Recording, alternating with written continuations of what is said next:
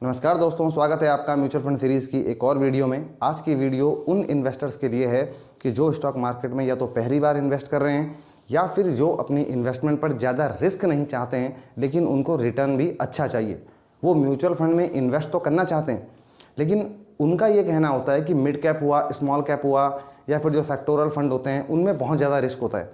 तो हम उस तरफ ना जाके क्या ऐसा पॉसिबल है कि हम किसी ऐसे फंड में अपनी इन्वेस्टमेंट को करेंगे जहां पर हमको रिटर्न भी अच्छा मिले और जहां पर जो मिड कैप स्मॉल कैप का एक्सपोजर हो वो कम मिले, जिससे कि हमारी इन्वेस्टमेंट को स्टेबिलिटी मिले बेसिकली। दोस्तों, आज जिस फंड के बारे में हम बात करने वाले हैं उस फंड का नाम है Parag Parikh flexi cap fund. दोस्तों, पराग पारीख की एएमसी का ये फंड है। Parag Parikh flexi cap fund largest flexi cap fund है अपनी कैटेगरी में। और दोस्तों, जैसा कि इसके नाम से ही स्पष्ट हो जाता है, ये एक फ्लेक्सी कैप कैटेगरी का फंड है। फ्लेक्सी कैप मतलब कि जब हम स्टॉक मार्केट में इन्वेस्ट करते हैं तो हमारा पैसा 3 मार्केट कैपिटलाइजेशन में डाइवर्सिफाई होता है: लार्ज कैप, मिड कैप और स्मॉल कैप। लार्ज कैप वो कंपनीज होती हैं जो मार्केट कैपिटलाइजेशन के आधार पे पहले नंबर से लेके 100 नंबर तक की जो कंपनीज होती हैं उनको हम कहते हैं लार्ज कैप कंपनीज, यानी कि इंडिया की 100 सबसे बड़ी कंपनीज। उसके बाद मिड साइज की कंपनियां आती हैं जो 101 नंबर से लेकर 250 नंबर तक की कंपनीज होती हैं, उनको हम कहते हैं मिड कैप कंपनीज। उसके बाद 251 से लेके 500 तक की जो कंपनीज होती हैं उनको हम कहते हैं स्मॉल कैप के दायरे में हम उनको लेते हैं। 500 के बाद भी हालांकि जो कंपनियां हैं वो भी स्मॉल कैप माइक्रो कैप में ही आती हैं, बट हम अगर निफ्टी 500 के स्ट्रक्चर को हम देखेंगे जिसमें कि लार्ज कैप, मिड कैप और स्मॉल कैप आता है, जो कि इस फंड का जो है वो बेंचमार्क भी है निफ्टी का 500, तो उसमें 100 large cap companies, 150 mid cap companies और 250 स्मॉल कैप कंपनीज, इस तरीके से निफ्टी 500 का जो है वो कॉम्बिनेशन बना हुआ है। तो वही बेंचमार्क को जो है ये फंड फॉलो करता है जो निफ्टी 500 टोटल रिटर्न इंडेक्स है। दोस्तों, फ्लेक्सी कैप की अब हम बात करें, जब हम लार्ज कैप में इन्वेस्ट करते हैं कहीं पर, तो लार्ज कैप में मिनिमम जो फंड मैनेजर को है वो 65% अपना लार्ज कैप में एलोकेट करना होता है। वही हाल मिड कैप में है, यानी कि 65% अपना जो है वो मिड कैप में एलोकेट करना होता है। स्मॉल कैप में भी 65% अपना स्मॉल कैप में एलोकेट करना होता है। बाकी जो 35% है वो फंड मैनेजर चाहे अपनी फ्लेक्सिबिलिटी के हिसाब से कहीं भी उसको इन्वेस्ट कर सकता है। लार्ज कैप में अगर है तो मिड कैप स्मॉल कैप में डाल सकता है, मिड कैप में है तो कुछ लार्ज कैप कुछ स्मॉल कैप में डाल सकता है, तो इस तरीके से वो कर सकता है। लेकिन 65% जो है, जो जिस कैटेगरी को वो फंड फॉलो कर रहा है उस कैटेगरी में उस पैसे को डालना जो है वो मैंडेटरी है। फ्लेक्सी कैप फंड में ऐसा नहीं होता है। फ्लेक्सी कैप जो फंड है उसमें फंड मैनेजर के पास पूरी फ्लेक्सिबिलिटी होती है कि वो आपके पैसे को लार्ज कैप में, मिड कैप में और स्मॉल कैप में कहाँ उसको इन्वेस्ट करना है, कहाँ उसको ज़्यादा ग्रोथ दिखाई दे रही है, कहाँ उसको वैल्यूएशंस थोड़ा सस्ती मिल रही हैं, वो उस हिसाब से इन्वेस्टमेंट करता है।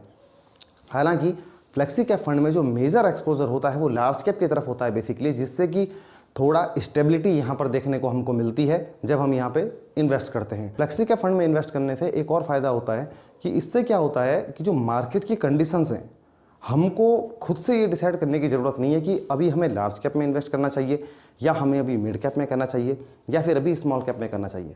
अभी हम हाल ही में जैसे देख रहे हैं कि मार्केट में मिड कैप और स्मॉल कैप की जो वैल्यूएशंस थी वो काफ़ी ज़्यादा हाई थी, तो उसके मुकाबले लार्ज कैप जो हैं वो सही रेट पे जो थे वो मिल रहे थे। तो फंड मैनेजर्स यहाँ पे क्या करते हैं कि वो लार्ज कैप में अपने एक्सपोजर को बढ़ा देते हैं और जहाँ पर उनको ऐसा लगता है कि अब मिड कैप और स्मॉल कैप में अच्छी वैल्यूएशंस उनको मिल रही है तो वो मिड कैप स्मॉल कैप की तरफ जो है अपने एक्सपोजर को जो है वो बढ़ा लेते हैं, लार्ज कैप की तरफ अपने एक्सपोजर को कम कर लेते हैं। तो इस फ्लेक्सिबिलिटी के रोटेशन से क्या होता है एक्चुअली कि हमको अच्छे रिटर्न मिलते हैं जब हम लॉन्ग टर्म के लिए इन्वेस्ट करते हैं। तो फ्लेक्सी कैप फंड में आपको लंबे समय में बेहतर रिटर्न देखने को मिलते हैं, क्योंकि जो साइकिल्स होते हैं अलग अलग साइकिल, कभी लार्ज कैप चलता है, कभी मिड कैप चलता है, कभी स्मॉल कैप चलता है। तो आपको इंडिविजुअली जब आप इसको ट्रैक करने की कोशिश करोगे तो आप इसमें जो है वो सक्सेस नहीं पा सकते हो जब तक कि बहुत बड़ी रिसर्च आप ना करते हो मार्केट की। अगर आपको बिल्कुल ऐसे मन से इन्वेस्ट करना है कि यार मुझे तो बस इन्वेस्टमेंट करनी है और जो मेरे दूसरे एक्टिव काम है मुझे उन पर अपना फोकस करना है, तो ऐसी स्थिति में फ्लेक्सी कैप फंड आपके लिए सबसे बेहतर ऑप्शन है। और हमें लगता है कि किसी भी पोर्टफोलियो में फ्लेक्सी कैप फंड जो है वो ज़रूर होना चाहिए, क्योंकि जहाँ पर फंड मैनेजर अपने मार्केट की कंडीशंस को देखते हुए आपके पैसों को जो है वो मैनेज करता है। तो अगर आप मार्केट में पहली बार इन्वेस्ट कर रहे हैं तो आपको डायरेक्ट मिड कैप और डायरेक्ट स्मॉल कैप के उसमें इन्वेस्ट करने से थोड़ा सा बचना चाहिए। तो वो फंड क्या होगा बेसिकली, जब ज़्यादा वॉलेटाइल होगा तो आपको क्या होगा कि आप मार्केट से डर जाओगे। आप सोचोगे यार मैंने तो इन्वेस्टमेंट अपनी कर दी है, लेकिन मेरी इन्वेस्टमेंट क्या हो गई है, माइनस में हो रखी है। हालांकि ये भी इक्विटी की स्कीम है, लेकिन इसमें क्या होता है कि लार्ज कैप के मुकाबले स्मॉल कैप और मिड कैप ज़्यादा गिरते हैं, तो लार्ज कैप थोड़ा सा कम गिरता है। तो इसलिए क्या है कि लार्ज कैप की स्टेबिलिटी थोड़ा आपको यहाँ पे देखने को मिलती है। अब वापस चलते हैं हम पारंपरिक फ्लेक्सी कैप की तरफ और इस फंड के बारे में जानते हैं, कैसे इसकी इन्वेस्टमेंट की स्ट्रेटजीज़ हैं, कैसे जो हैं इसके दूसरे रेशियोज़ हैं, कहाँ पर इसकी होल्डिंग्स हैं, किस तरीके से ये अच्छे रिटर्न जनरेट करके देता है। तो हम इसके बारे में डिटेल बात करेंगे। दोस्तों, ये वीडियो सिर्फ एजुकेशनल पर्पस के लिए बनाई गई है, ताकि इस फंड को आप अपनी वॉच लिस्ट में शामिल करो। तो आपको किसी भी इन्वेस्टमेंट को करने से पहले अपने फाइनेंशियल एडवाइजर से ज़रूर बात करनी चाहिए। ये नहीं है कि आपने वीडियो देखी और आपने सीधे इन्वेस्टमेंट जो है वो कर दी। तो अब चलते हैं वापस फ्लेक्सी कैप फंड की ओर। दोस्तों, पारंपरिक फ्लेक्सी कैप फंड जो है, हम डायरेक्ट ग्रोथ प्लान की जो है बात कर रहे हैं। फंड साइज़ की बात करते हैं इसकी सबसे पहले। तो जो इसका फंड साइज़ है वो है 89,703 करोड़, यानी कि लगभग 89,000 करोड़ का ये जो है AUM को मैनेज कर रहा है ये फंड।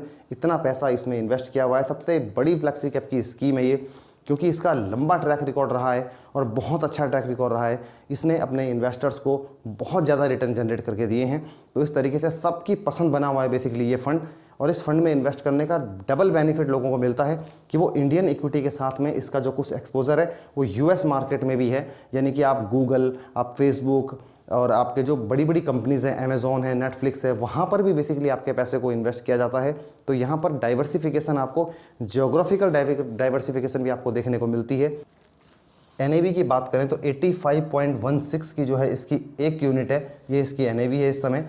एक्सपेंस रेशियो की बात करें 0.63% है। एक्सपेंस रेशियो दोस्तों वो चीज़ होती है कि जो आप फंड हाउस को पे करते हो अपने पैसों को मैनेज करने के लिए, क्योंकि एक फंड मैनेजर और उनकी पूरी टीम पूरी रिसर्च करके आपके पैसे को इन्वेस्ट करती है, तो उसके लिए आपको फंड हाउस को एक्सपेंस रेशियो पे करना पड़ता है। तो इसकी हम बात करें तो 0.63% का जो है इसका एक्सपेंस रेशियो है। एग्जिट लोड की अगर हम बात करें दोस्तों, अगर आप इस फंड में इन्वेस्ट करते हो तो 1 साल से पहले अगर आप अपने यूनिट्स को रिडीम करते हो तो उस पर 2% की जो है वो पेनल्टी है, एग्जिट लोड है। और अगर आप 365 दिन से, यानी कि 1 साल से लेके और 2 साल के बीच में, यानी कि 2 साल तक अपने पैसों को जो है रिडीम करते हो 365 डेज बट ऑन और बिफोर 730 डेज, तो आपको जो है 1% का एग्जिट लोड यहाँ पर लगता है। और उसके बाद अगर आप रिडीम करते हो तो आपके ऊपर जो है वो कोई भी एग्जिट लोड नहीं है। 1 साल तक 2% है और 1 साल से लेकर 2 साल के बीच में जो है वो 1% का एग्जिट लोड है। ये आपको ध्यान रखना है इस फंड में इन्वेस्ट करने से पहले।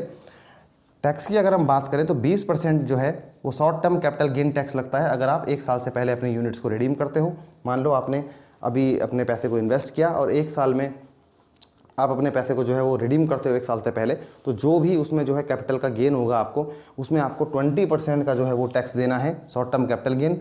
और 1 साल के बाद अगर आप अपने यूनिट्स को रिडीम करते हो तो वहाँ पर लॉन्ग टर्म कैपिटल गेन है जो 12.5% है। यानी कि 1.5 लाख तक तो आपको, अगर 1 साल में आप 1.5 लाख तक जो है वो गेन को विड्रॉ करते हो तो उस पर कोई टैक्स नहीं है। लेकिन 1.5 लाख से ज़्यादा जब भी आप, जो आपका गेन होगा उसमें जो प्रॉफिट होगा उसमें 1.5 लाख से ज़्यादा अगर आप एक फाइनेंशियल ईयर में जो है विड्रॉ करते हो तो उसके लिए आपको जो है वो 12.5% का कैपिटल गेन जो है वो देना पड़ता है।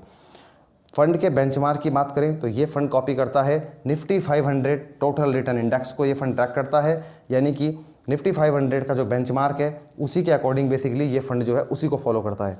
मिनिमम इन्वेस्टमेंट की दोस्तों बात करें तो इस फंड में SIP के माध्यम से आप 1,000 रुपये से अपनी इन्वेस्टमेंट को स्टार्ट कर सकते हो और लमसम के माध्यम से 1,000 रुपये से आप इसमें बाई कर सकते हो। कभी भी जो है जैसे ही आपको लगे मार्केट आजकल डाउन चल रही है तो आप लमसम के जरिए भी इसमें इन्वेस्टमेंट कर सकते हो। 1,000 रुपये मिनिमम इसमें इन्वेस्टमेंट की जो है धनराशि रखी गई है। आप कभी भी 1,000 की SIP और 1,000 का लमसम आप इस फंड में कर सकते हो। अब बात करते हैं दोस्तों इसकी होल्डिंग्स की। लार्ज कैप में यहाँ पर जो है 61.48% की होल्डिंग रखी गई है। आपकी इन्वेस्टमेंट को स्टेबिलिटी देने का काम यहाँ पर किया गया है। मिड कैप की ग्रोथ यहाँ पर थोड़ी सी रखी गई है 2.58% की, और स्मॉल कैप की जो हाई ग्रोथ है वो भी यहाँ पर है 2.60% की। लेकिन मिड कैप और स्मॉल कैप में आप देख रहे हो तो लगभग 5% से ज़्यादा की एलोकेशन नहीं दी गई है पारंपरिक फ्लेक्सी कैप में, और वहीं 61% की जो होल्डिंग है लगभग वो लार्ज कैप में दी गई है। जिससे कि जो टॉप की 100 कंपनीज़ हैं इंडिया की, वहाँ पर आपकी इन्वेस्टमेंट है, उससे क्या होगा बेसिकली आपकी जो इन्वेस्टमेंट है उसको स्टेबिलिटी देखने को मिलेगी। इसके साथ साथ ही यहाँ पर US के स्टॉक्स में भी आपका इन्वेस्टमेंट किया जाता है, तो US के स्टॉक्स की में भी इस फंड की जो है वो होल्डिंग है। टोटल नंबर ऑफ स्टॉक्स की बात करें दोस्तों इस फंड में तो 139 कंपनीज़ में ये फंड जो है वो इन्वेस्ट करता है अपने पैसों को, और अगर टॉप 10 होल्डिंग्स की हम बात करें तो यहाँ पर देखो सबसे ज़्यादा पैसा जो लगा हुआ है वो HDFC बैंक में लगा हुआ है। HDFC बैंक में 8.11% की होल्डिंग है, बजाज होल्डिंग एंड इन्वेस्टमेंट में 6.85% की होल्डिंग है, पावर ग्रिड कॉरपोरेशन में 6.24% की होल्डिंग है और कोल इंडिया में जो है 6.15% की होल्डिंग है। ITC को दोस्तों यहाँ पर 4.94% की होल्डिंग दी गई है। ICICI बैंक 4.89% है और कोटक महिंद्रा बैंक जो है 4.19% है। Maruti Suzuki India 4.14%, Meta platform यानी कि जो हम फेसबुक जो हम जानते हैं 3.93%, अल्फ़ाबेट जिसको कि हम गूगल के नाम से जानते हैं 3.71%। तो इस तरीके से इंडियन इक्विटी के साथ साथ US स्टॉक्स में भी आपकी होल्डिंग्स में देखने को मिलती है, जिसमें कि 139 टोटल स्टॉक्स हैं जहां पर आपके पैसे को डाइवर्सिफाई किया गया है। इसमें दोस्तों एक चीज़ का हमको ध्यान रखना चाहिए कि इस फंड में क्योंकि US के स्टॉक्स में होल्डिंग है, तो जब कभी US मार्केट अगर अच्छा परफॉर्म नहीं कर रहा होगा तो उस समय उसके रिटर्न जो हैं वो यहाँ पर भी अपना प्रभाव डालेंगे और पराग पारिक फ्लेक्सी कैप फंड के रिटर्न्स भी उस समय प्रभावित होंगे जब US स्टॉक्स अपना अच्छा प्रदर्शन नहीं कर रहे होंगे। जब US में अच्छा प्रदर्शन चल रहा होगा तो उस समय यहाँ पर भी देखने को मिलेगा हमको कि इस फंड के जो रिटर्न्स हैं वो थोड़ा सा बेहतर हमको नज़र आएंगे, क्योंकि इसकी जो है वो कुछ होल्डिंग्स US के स्टॉक्स में भी है। ये हमको ध्यान देने वाली बात है। सेक्टर एलोकेशन की अगर हम बात करें तो फाइनेंशियल में दोस्तों 35.7% की होल्डिंग दी गई है। सबसे ज़्यादा जो इन्वेस्टमेंट की गई है वो फाइनेंस के सेक्टर में की गई है दोस्तों।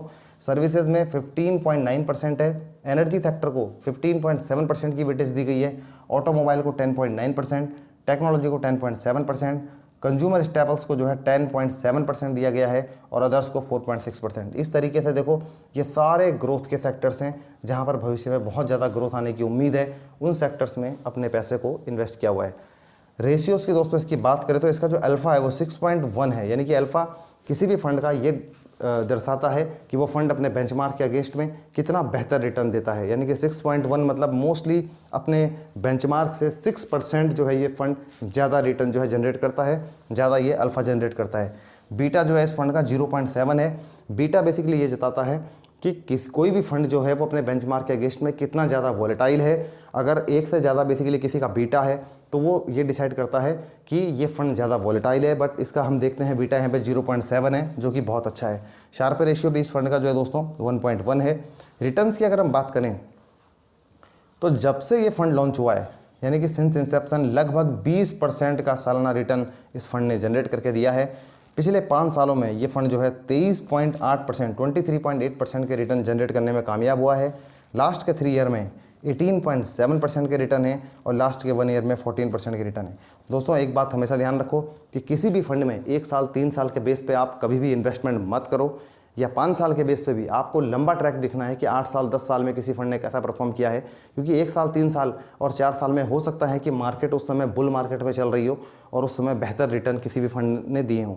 लेकिन जब आप लंबे समय में जाते हो 8 साल 10 साल 15 साल में, तो वहाँ पर पता चलता है कि फंड मैनेजर्स ने किस तरीके से बेसिकली जो बुरा दौर है उसको फेस किया है और वहाँ से फंड किस तरह से आगे निकलने में कामयाब हुआ है। तो आपको लॉन्ग टर्म का ट्रैक रिकॉर्ड देखना चाहिए। 1 साल 2 साल 3 साल के बेस पे कभी भी किसी भी फंड में आपको इन्वेस्टमेंट नहीं करनी चाहिए। तो ये तो दोस्तों इसके पास्ट के रिटर्न्स जो हैं। अब अगर हम बात करें कि अगर आप आज SIP अपनी स्टार्ट करते हो तो आप इस फंड में कहाँ पहुँच सकते हो बेसिकली, तो अगर आप 2500 रुपये महीना अगर आप आज इन्वेस्टमेंट करना दोस्तों स्टार्ट करते हो, सिर्फ 2500 रुपये महीना आप इसमें निकालना शुरू करते हो कि मान लो आपकी जो एज है बेसिकली वो भी 30 की एज में है आप, और आपको एक ऐसा फंड चाहिए कि जिसमें आप ज़्यादा रिस्क ना लो और आपके पैसे को फंड मैनेजर अपने आप पूरी मार्केट में जो है रोटेट करता रहे, तो बेसिकली ये फंड आपके लिए बेहतर साबित हो सकता है। अगले 30 सालों में यानी कि जब आप 60 की एज के होंगे, अगर आज से आप 2500 रुपये महीना भी इन्वेस्ट करना स्टार्ट करते हो, 17% का रिटर्न भी अगर ये फंड आपको जनरेट करके देता है अगले 30 सालों तक, जो कि हमने देखा है दोस्तों 20% का रिटर्न इस फंड ने जनरेट करके दिया है। हम 20 ना मान के चलें, 17% का हम अगर एवरेज रिटर्न लेके चलें इस फंड से कि 17% का रिटर्न अगर ये फंड आपको जनरेट करके देता है अगले 30 सालों तक, तो आपकी जो टोटल इन्वेस्टमेंट होगी वो होगी 9 लाख रुपए की, और जो टोटल कॉर्पस बनेगा आपका 30 साल के बाद वो बनेगा 2,11,68,000 रुपये के आसपास। यानी कि 2 करोड़ रुपए की धनराशि तक आप सिर्फ 2500 रुपये महीने तक पहुंच सकते हो। और हमें लगता है कि 2500 रुपये महीना आज के टाइम में जो भी इंसान जॉब कर रहा है तो 2500 रुपये महीना निकाल सकता है। अगर आप 2500 रुपये महीने में नहीं निकाल सकते हो तो आप 1500 रुपये, हज़ार रुपये से भी आप इसमें स्टार्ट कर सकते हो। हमने देखा मिनिमम जो SIP की अमाउंट है वो 1000 रुपीज़ है, यानी कि 1000 रुपये महीने से भी आप जो है स्टार्ट कर सकते हो। आप स्टार्ट कीजिए, मार्केट को समझिए, धीरे धीरे करके आप अपनी इन्वेस्टमेंट को बढ़ाइए। लेकिन आप एक बार स्टार्ट कीजिए दोस्तों, म्यूचुअल फंड से अच्छा शायद ही कोई टूल है जो लॉन्ग टर्म में आपके गोल्स को पूरा कर सकता हो। तो एक छोटी सी धनराशि से भी आप लॉन्ग टर्म में बड़ी वेल्थ जनरेट कर सकते हो। तो ये फंड उन लोगों के लिए था दोस्तों जो अपनी इन्वेस्टमेंट पर ज़्यादा रिस्क नहीं चाहते हैं, जो ज़्यादा एग्रेसिवली नहीं जाना चाहते हैं। क्योंकि मिड कैप स्मॉल कैप पे जब आप इन्वेस्ट करते हो तो आप बहुत ज़्यादा एग्रेसिव जाते हो, यानी कि आप इस बात के लिए तैयार होते हो कि मार्केट में अगर कभी 30% 40% की भी करेक्शन आ सकती है स्मॉल कैप में, तो बेसिकली आपको फ़र्क नहीं पड़ता है, क्योंकि आपकी जो इन्वेस्टमेंट है लॉन्ग टर्म है। लेकिन बहुत से दोस्तों ऐसे होते हैं कि जो ज़्यादा मार्केट जब क्रैश होता है तो वो ज़्यादा वॉलेटिलिटी को झेल नहीं पाते हैं। भले ही उनका इन्वेस्टमेंट का गोल 15-20 साल का भी है, लेकिन फिर भी क्या होता है कि उनको शॉर्ट टर्म की वॉलेटिलिटी से बहुत ज़्यादा डर लगता है। तो दोस्तों फ्लेक्सी कैप फंड उनके लिए एक बेहतर ऑप्शन साबित हो सकता है। तो आप अपनी पूरी इन्वेस्टमेंट की रिसर्च करो, आप अपने फाइनेंशियल एडवाइजर से बात करो, इस फंड को अपनी वॉच लिस्ट में रखो, देखो इस फंड को सेलेक्ट करो, दूसरे फंडों को भी साथ में सेलेक्ट करो और उस तरीके से अपनी पूरी रिसर्च करो। उसके बेस पे आप डिसाइड करो कि आपको कहाँ इन्वेस्टमेंट करनी चाहिए। दोस्तों ये थी पराग पारिक के बारे में पूरी जानकारी। ऐसे ही म्यूचुअल फंड के बारे में अधिक जानकारी के लिए चैनल को सब्सक्राइब करना बिल्कुल न भूलें।